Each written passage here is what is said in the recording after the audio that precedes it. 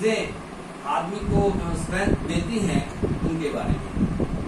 हमारे साथ है young IPS mister B Aditya ji, जो श्री गंगानगर में असिस्टेंट सुपरिटेंडेंट ऑफ पुलिस भी हैं। वो आज हमारे साथ है। स्वागत है सर आपका हमारे साथ। जरा माइक की आवाज भी चेक कर लेना कहीं। आदित्य सर, आईपीएस आईएएस बनना बड़ा मुश्किल काम है, बहुत मेहनत करनी है। आप एक यंग स्टूडेंट से लेके आईपीएस का सफर कैसा रहा? तो मैंने बीटेक किया है सिविल इंजीनियरिंग में जी, आईआईटी मद्रास से किया था। तो उस समय यूपीएससी लिखने का बिल्कुल मन नहीं था। अच्छा। तो मैं तो प्राइवेट सेक्टर में जाना चाह रहा था। मेरे फादर सिविल सर्विसेज में ही थे, वो रेलवे ट्रैफिक सर्विस में थे। ठीक है। तो वो हमेशा पुश करते थे मुझे कि आप सिविल एक बार तो अटेम्प्ट कीजिए, तो उससे थोड़ा सा माइंड आपका ओपन अप होगा। बट मैं बिल्कुल इंटरेस्टेड नहीं था। तो मैंने कुछ टाइम के लिए सिंगापुर में काम किया था, सिंगापुर गवर्नमेंट के साथ। अच्छा। और फिर वहाँ पे मन नहीं लगा तो वापस इंडिया आ गए। यहाँ पे टीचिंग फैकल्टी का काम किया था 1 साल के लिए करीब। और उसके बाद फिर बैंक में भी काम किया था। तो इसके दौरान ही मैं प्रिपरेशन कर रहा था। तो ये सारे नौकरियां देखने के बाद ये लगा है कि पब्लिक सर्विस में आना एक मुश्किल ही नहीं, बट एक प्रिविलेज भी है, एक अपॉर्चुनिटी है कुछ मीनिंगफुल करने के लिए, खुद के लिए और समाज के लिए भी, दोनों के लिए। तो फिर इसी दौरान प्रिपरेशन भी चल रही थी। और प्रिपरेशन के दौरान सबके अपने अपने स्ट्रगल्स होते हैं, तो वो सब पार करके फिर फाइनली एग्जाम दिया। एक बार में हो गया या नहीं, मेरे तो फिफ्थ अटेम्प्ट तक आया है। ओह, तो वो एक सक्सेसिव स्टेज में आया था। पहले तो अटेम्प्ट तो मेरा प्रिलिमिनरी भी नहीं निकला था। तो जैसे ही एक अटेम्प्ट नहीं निकलता है तो पहले घर वाले का हम पे यकीन थोड़ा थोड़ा घटता जाता रहता है। और हमारे आसपास जो है रिश्तेदार है या दोस्त है, इनका भी थोड़ा जो ट्रस्ट है वो थोड़ा कम होता रहता है। बट मुझे लगता है कि जब तक हमको यकीन है कि हम ये कर सकते हैं, तो हमें तो आगे बढ़ना चाहिए। और जो कंटिन्यूअसली हार्डवर्क करेगा और उस पर लगे रहेगा तो जरूर रिजल्ट तो आएगा। ये हम पे यकीन होने का ही था कि आप लगातार प्रयास किए और आपने किया। जी, अगर यकीन नहीं होता तो फिर प्रयास कभी बीच में छोड़ देते हैं। 1-2 बार में हम तो कुछ छोड़ देते हैं, नहीं हो रहा। फिर कुछ डिसअपॉइंट भी करते हैं लोग, अरे ऐसे ही लगा हुआ है ऐसे। जी, तो मेरे आई थिंक 4th अटेम्प्ट में मैंने प्रीलिम्स भी क्लियर किया, मेंस भी किया, इंटरव्यू तक गया। बट जब इंटरव्यू नहीं हुआ, उस समय में जो हम फील करते हैं, फेस करते हैं, वो बहुत अलग सी फीलिंग होती है। ऐसा लगता है कि कुछ बहुत बड़ा फेलियर हमने देख लिया। बट फिर प्रीलिम्स उसके 1 महीने के बाद ही था। तो फिर बुक लेके बैठ के फिर पढ़ाई करना, थोड़ा हिम्मत लगता है इसमें, बट अपने आप को पुश करना है, तभी इसमें आगे बढ़ सकते हैं। चलिए, बहुत अच्छी बात है। किस प्रकार से एक स्ट्रगल की बात है कि हार ना मानना, लगातार प्रयास करना। और उसका परिणाम ये है कि आईपीएस बन के आज हमारे साथ शहर में असिस्टेंट सुपरिटेंडेंट पुलिस हैं। चलिए आगे बढ़ते हैं। आपने बताया कि आप आईपीएस नहीं बनना चाहते, और फिर फादर वगैरह ने आपको मोटिवेट किया। अब कैसा लगता है कि बन के या वो स्वप्न वापस आते हैं या नहीं? जी, अभी तो मुझे बिल्कुल किसी बात की रिग्रेट नहीं। अच्छा। क्योंकि अभी मुझे लगता है कि जिस जॉब में मैं हूँ, जो मौका मुझे मिल रहा है कुछ काम करने का, तो ये मैं अपना लक कहे या कोई भी आप गॉड्स गिफ्ट कहे, तो मैं खुश हूँ जो मैं कर रहा हूँ और ये काम आगे भी करना चाहता हूँ। मतलब आप अपने जॉब से सेटिस्फाइड हैं? ऐसा नहीं है कि मैं जबरदस्ती आया या भेजा गया तो नहीं ये तो फिर एग्जाम देने का फाइनल डिसीजन तो मेरा ही था। बस थोड़ा सा फादर का पुश लगा इसमें, बट फाइनली पढ़ाई करना और एग्जाम में आना फिर मेरा ही चॉइस था। जब 5वीं बार आप सफल हुए तो नेचुरली एक उत्सव का माहौल होगा, जश्न का। ये तो होता है, क्योंकि इसी के लिए तो हम पिछले 5 साल से मेहनत कर रहे हैं। तो जब वो रिजल्ट आती है तो खुशी तो जरूर होती है। फादर ने तो बहुत ज्यादा खुशी मनाई होगी, उनकी इच्छा पूरी हुई हो। जी, वो बहुत खुश। चलिए, बहुत बड़ा स्ट्रगल करना पड़ता है। जब आदमी 1-2 बार नहीं हो पाता तो निश्चित रूप से बहुत ज्यादा आदमी के अंदर भीतर भी बहुत सारी चीजें आती है, स्ट्रगल आता है। चलिए मैं आपको बता दूं, आज हम लोग बात कर रहे हैं, हमारे साथ हैं young IPS B Aditya sir, जो श्री गंगानगर में असिस्टेंट सुपरिटेंडेंट और पुलिस हैं, COCT का काम देखते हैं। यहाँ पे हमारे साथ जुड़े हैं मोहित नारायण गोयल और रफीक चोपड़ा जुड़े हैं, मंत्रा से जुड़े हुए हैं मुकेश गोयल हैं। आप सभी का स्वागत है हमारे शो में 431वें एपिसोड में। आगे बढ़े हम। IPS का संघर्ष तो आपने बता दिया, जब संघर्ष पूरा हो गया तो एकदम से क्या इमोशंस आपके अंदर? यंग जनरेशन के लिए काफी जरूरी है चीजें कि हमें बार बार प्रयास करना चाहिए। जी मैं यही कहना चाहता हूँ कि जिसको जो करना है वो करना चाहिए। अगर कोई सिविल सर्विसेज में आना चाहता है, पब्लिक सर्विस में आना चाहता है, तो ज़रूर मैं हर किसी को, मेरे रिश्तेदार है या दोस्त है जो अभी इंजीनियरिंग कंप्लीट कर रहे हैं या इंजीनियरिंग में, उनको मैं यही बोलता हूँ कि एक अटेम्प्ट तो ये एग्ज़ाम देनी चाहिए। इसलिए नहीं कि एग्ज़ाम क्लियर करके कुछ बने, बट इस एग्ज़ाम के दौरान जो प्रिपरेशन में हम लगे रहते हैं उससे हमारा माइंड बहुत ओपन अप होता है। देश के बारे में हम बहुत जानते हैं, दुनिया के बारे में जानते हैं, और उसके अलावा हमारे बारे में हम खुद एक सेल्फ लर्निंग एक्सरसाइज हो जाती है कि हमारी कैपेबिलिटीज क्या है, हमारी अंडरस्टैंडिंग क्या है। इससे थोड़ा मैं सोचता हूँ कि एक इंटेलेक्चुअल लेवल पे एक मैच्योरिटी आती है हर किसी को। तो हर किसी को एक अटेम्प्ट तो देना चाहिए। सफलता असफलता अलग बात है, लेकिन एक अटेम्प्ट करना चाहिए जी, अपने आप के बारे में जानने में, देश के बारे में जानने में। जी बड़ी वास्तव में एक अच्छी बात है कि आप सफल या असफल होने की बात छोड़ के एक अटेम्प्ट सिविल सर्विस में जरूर दें, ताकि मालूम हो कि हम लोग कहाँ स्टैंड करें। कमल चराय हमें देख रहे हैं, वो कह रहे हैं कांग्रेचुलेशन सर, हमसे जुड़े हैं। कमल जी का शुक्रिया। जब परिवार में कोई और भी पुलिस में है? नहीं, मैं पहला हूँ पूरे परिवार में जो पुलिस में है। तो लोगों ने पहले तो यही बोला है कि अरे पुलिस वाला बन गया, बट फिर वो अलग दुनिया होती है। अलग दुनिया। चलिए बात करेंगे अलग दुनिया के बारे में भी। महेश अरोड़ा कह रहे हैं कि महोदय आपके धैर्य, आपकी मेहनत और आपकी लगन में आपके विश्वास को मैं सलाम करता हूँ। महेश अरोड़ा यहाँ के बिजनेसमैन है, तो जैसे ही उन्होंने सुना है कि 5 बार आपने किया तो नेचुरली वो। शुक्रिया महेश जी। मोहित नारायण गोयल कह रहे हैं सर प्रिपरेशन शुरू कहाँ से करनी चाहिए? तो इस एग्जाम ये जो सिलेबस होती है UPSC की, ये बहुत वास्ट सिलेबस होती है। तो हमें जरूर कोई ना कोई ऐसा गाइड चाहिए जो हमें कितना पढ़ना है, क्या पढ़ना है और किस एक्सटेंट तक पढ़ना है उस पर्टिकुलर सब्जेक्ट पे, ये हमको गाइड करे। तो मैं तो हमेशा यही एडवाइस देता हूँ कि सेल्फ प्रिपरेशन से अगर एटलीस्ट 3-4 महीने के बेसिक कोर्स हम UPSC की करें हम, तो हमें थोड़ा सा गाइडेंस मिलेगा कि इस एग्जाम के लिए प्रिपरेशन कैसी करनी है। तो जनरल स्टडीज का प्रिपरेशन के लिए बहुत सारे एकेडमी है, इंस्टीट्यूट है। जो ऑफलाइन नहीं करना चाहते वो तो ऑनलाइन भी कर सकते हैं, बट अगर कोई मेंटोर या कोई गाइड होगा तो उससे जरूर डेफिनेटली हेल्प होगा। तो कभी इस प्रकार से किसी इंस्टीट्यूट में जाने का मौका मिला, भी किसी ने बुलाया आपको, भी आप आगे हमें बताएं कैसे करें? जी, जिस इंस्टीट्यूट में मैंने पढ़ाया था उन्होंने ही मुझे क्लियर होने के बाद बुला के फिर स्टूडेंट्स को गाइड करने के लिए बताया। गंगानगर में भी किसी ने बुलाया? नहीं, गंगानगर में बहुत सारे व्यक्ति हैं जो करना चाहते हैं। नहीं, अभी तक तो मौका ऐसा नहीं मिला। देखिए गंगानगर में जो यंग IPS आते हैं उनके पास बहुत सारी बातें होती हैं करने के लिए, क्योंकि वो जनरली ताज़ा निकल के आए होते हैं। तो अगर स्कूल कॉलेज वाले बुलाएंगे तो निश्चित रूप से उनको फायदा भी होगा बच्चों को, और एक नया मेंटोर भी उनको मिलेगा। चलिए आगे बढ़ते हैं। कुणाल जालान ग्रेट देख रहे हैं, पंजाब से बुढ़ाड़ा से। कुणाल जी शुक्रिया, ग्रेट कह रहे हैं। धर्मपाल शर्मा शायद आपके डिपार्टमेंट में ही हैं, गुड जॉब सर, सैल्यूट कर रहे हैं आपको। चलिए आगे बढ़ते हैं। अभी आदित्य सर IPS है हमारे साथ और हम लोग बात कर रहे हैं IPS तक उनके सफर की। फिर बात करें हम गंगानगर की शहर के बारे में, कानून व्यवस्था के बारे में, बहुत सारी बातें जिस प्रकार से आप लोग बता रहे हैं कि स्ट्रगल करना चाहिए और एक बार जरूर हमें देना चाहिए। एक बार देने के बाद सभी लोग जो है आपकी तरह विल पावर की नहीं हो सकते और वो डिप्रेशन में चले जाए तो सब कोई जरूरी नहीं है कि सब आपकी तरह स्ट्रॉन्ग हो 5 बार, जैसे मैंने पहली बार भी छोड़ दिया। देखो वो इंडिविजुअल पे डिपेंड करता है कि वो कितना स्ट्रांगली ये चाहता है।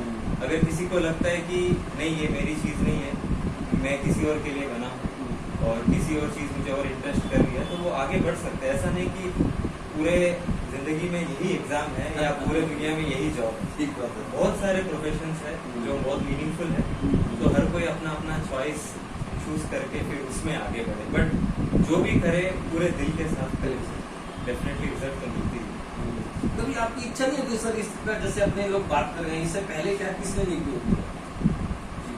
जैसे अपने हम लोग बात कर रहे हैं आपके आने की, जी, ये तो आप ही कह सकते हैं। है ना, यहाँ पे तो शायद किसी ने चर्चा भी नहीं की होगी ऐसे। नहीं, एग्जाम का तो नहीं है ना, कि कैसे हमें करना चाहिए नहीं करना चाहिए। जी जी, अभी तक तो नहीं हुआ। अभी नहीं। मेरे ख्याल से मैं तो जो भी देख रही हैं उनको एक सजेशन तो देना चाहूंगा कि जो भी IPS IAS यहाँ पे आते हैं उनको बुला के इस प्रकार की चर्चा तो सभी में होनी चाहिए इस ग्रुप में, जी, ताकि जो यहाँ के लोग हैं क्योंकि उनको मालूम तो हो कि आगे करना क्या है। चलिए आगे बढ़ते हैं हम इसी बात को लेके। असिस्टेंट SP के रूप में आपके सामने क्या चुनौती है? क्योंकि पहली पोस्टिंग है आपकी असिस्टेंट सुपरिटेंडेंट ऑफ पुलिस के रूप में, तो आपको क्या लगता है क्या चुनौतियां हैं?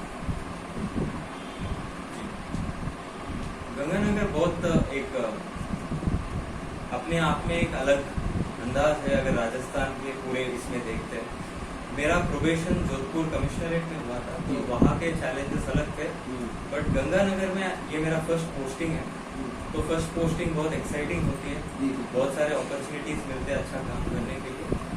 तो यहाँ पे सबसे पहली बात जो मैं बोलना चाहता हूँ कि लोग बहुत अच्छे हैं। जी बिल्कुल, लोग बहुत कोऑपरेट करते हैं पुलिस के साथ। जब पुलिस कोई पहल करना चाहती है तो पुलिस पब्लिक हमेशा आगे रहती है। जैसे आपने अभी 2 दिन पहले जो साइकिल रैली हमने की थी गंगानगर को नशा मुक्त करने की मैसेज देने के लिए, इसमें पब्लिक की बहुत सपोर्ट मिली थी। तो उससे हमारा आधा काम कंप्लीट है कि पब्लिक हमेशा हमें साथ देती है। जी, और सबसे बड़ा प्रॉब्लम ये हमारे from SP of the district to constable in a police station सब एक्नॉलेज करते हैं कि यहाँ पे जो ड्रग्स का प्रॉब्लम है वो सबसे बड़ा प्रॉब्लम है। ये इसीलिए इतना बड़ा प्रॉब्लम है कि एक पूरे जनरेशन को वाइप आउट करने का कैपेबिलिटी होती है। जब कोई एडिक्ट ड्रग को बन जाता है तो उससे उसको डी एडिक्ट करना बहुत मुश्किल काम होता है। बहुत कम लोग डी एडिक्ट हो पाते हैं। तो सबसे बड़ा चैलेंज तो हमको यही यूथ को प्रोटेक्ट करना है कि वो ड्रग्स में ना घुसे। और आप एक बात देखेंगे तो सारे जो मेजर प्रॉब्लम्स जो एवरीडे प्रॉब्लम्स हम फेस करते हैं वो मोस्टली ड्रग से रिलेटेड। जिसको नशा चाहिए उसको घर से तो पैसा नहीं मिलता है, तो वो क्या सोचता है कि मैं बाहर जाके किसी से छीना चपटी करूँ या मोटरसाइकिल चोरी करूँ। तो इसकी वजह से स्ट्रीट क्राइम बढ़ जाती है। स्ट्रीट क्राइम बढ़ती है। और स्ट्रीट क्राइम जब कोई करता है, ऐसा नहीं कि दूसरा जिस आदमी से ये खींचता है या चोरी करता है उसको चोट ना पहुंचे। कभी कभी गले से नेकलेस खींचते वक्त महिलाओं को चोट लग जाती है या मोटरसाइकिल चोरी करते वक्त। तो ये सारा एक इंटरकनेक्टेड लेवल ऑफ क्राइम। तो हमारा हमेशा फोकस यही रहता है, टॉप प्रायोरिटी की, स्पेशली जो क्रॉस द बॉर्डर पाकिस्तान से जो ड्रोन के माध्यम से ड्रग्स आ रहे हैं उन पे कार्रवाई हो भी रही है। और इस पे हमारा प्राइमरी बड़ा चैलेंज तो यही है। बड़ा चैलेंज है। अगर सेकंड चैलेंज की बात करें तो जी, सेकंड चैलेंज हमें एट दी हेडक्वार्टर लेवल भी क्राइम्स अगेंस्ट वुमेन और crimes against vulnerable communities, specially SC/ST communities, इनके खिलाफ जो क्राइम्स हो रहे हैं और जो मुकदमा दर्ज हो रहे हैं, ये तो प्रायोरिटी सिर्फ हमारा डिस्ट्रिक्ट पुलिस का नहीं है। हाँ, ये तो स्टेट गवर्नमेंट का भी है और PHQ का भी है। तो इस पे भी हम लगातार काम कर रहे हैं कि जितना कम क्राइम इन दोनों सेक्शंस ऑफ द सोसाइटी के साथ हो, क्योंकि अगर महिला सेफ नहीं है तो फिर समाज कभी भी आगे बढ़ नहीं सकता। तो ये बड़ी चीज है और इसके लिए हम लगातार काम कर रहे हैं। और मोरल पुलिसिंग तो आजकल खत्म हो चुकी है। जी, मैं तो नया हूँ पुलिस में, और जब मैं स्टूडेंट था और जब काम करता था मैं तो यही चाहता था कि पुलिस सिर्फ पुलिसिंग तक ही रखे, मोरल पुलिसिंग ना करे, क्योंकि मोरल पुलिसिंग तो पेरेंट्स करते ही है हमें, और पेरेंट्स के अलावा हम सिर्फ टीचर करते हैं, फ्रेंड्स करते हैं, और उसके साथ हम खुद भी करते हैं। ऐसा नहीं कि हम बिना कोई रिस्पॉन्सिबिलिटी काम करते हैं। तो मोरल पुलिसिंग का काम पुलिस का नहीं है, ये मैं मानता हूँ। फॉर एग्जाम्पल मैं बोलता हूँ, अगर कोई पार्क में भी अगर कोई कपल घूम रहा है तो ये तो उनको क्वेश्चन करने का मुझे नहीं लगता है कि पुलिस का कोई राइट हो सकता है कि अगर लड़की सेफ है, वो इच्छा से वहाँ पे है, हाँ। सिर्फ वो पूछना तक हमारा बात। वो बात अगर वो किसी लड़के के हाँ। साथ अगर वो वॉक पे जाना चाहती है और वो एडल्ट है तो वो उसकी चॉइस है। उसमें हम लोग कुछ नहीं कर सकते। उसमें हमें, मैं ये मानता हूँ कि ज्यादा इन्वॉल्व नहीं होना ज्यादा चाहिए, involve क्योंकि वो पर्सनल लाइफ है। मॉरल पुलिसिंग अलग प्रकार की चीज है, बहुत सारी बातें उसमें हैं, उसमें पुलिस का अपना नजरिया है और बहुत हद तक वो सही भी है। चलिए आगे बढ़ते हैं। चौधरी महेंद्र चार कह रहे हैं, गोविंद गोयल जी और सर जी नमस्कार, आपका शुक्रिया चार जुड़ने के लिए। हमारे साथ हैं नरपत कंबोज, हमसे जुड़े हुए हैं, और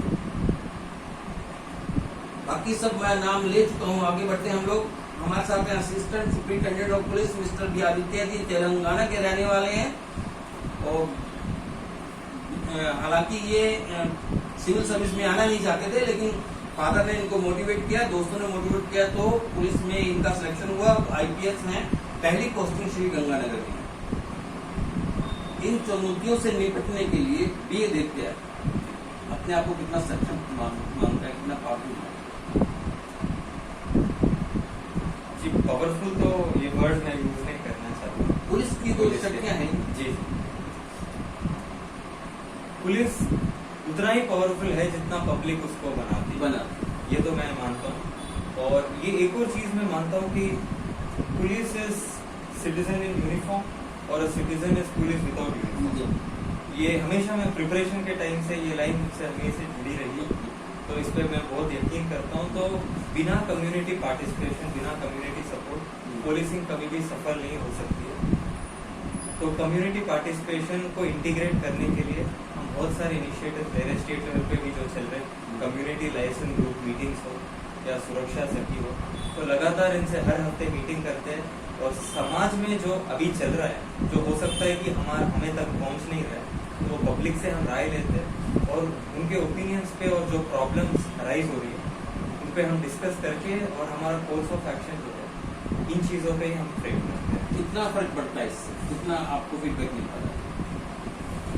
जी, फीडबैक तो हमें काफ़ी कुछ मिल रहा है, बट मैं तो और भी ज़्यादा चाहता हूँ कि लोग और ज़्यादा जुड़े पुलिस के साथ, मतलब पुलिस को अपने फ्रेंड माने और वो एक कम्युनिटी में एक पुलिस की तरह काम करे कि वो उनके सोसाइटी में क्या हो रहा है, लोग क्या कर रहे हैं, एक तरह से वो निगरानी भी रखे और अवेयर भी हो, क्योंकि जब वो बात हमें तक पहुंचती है तो हम और इफेक्टिव कार्रवाई कर सकते हैं। और जो भी अनएथिकल या इलीगल चीज़ें जो समाज में हो रही है, इन पे रोक रखने के लिए उनका इंफॉर्मेशन और इनका सपोर्ट बहुत ज़रूरी होता है।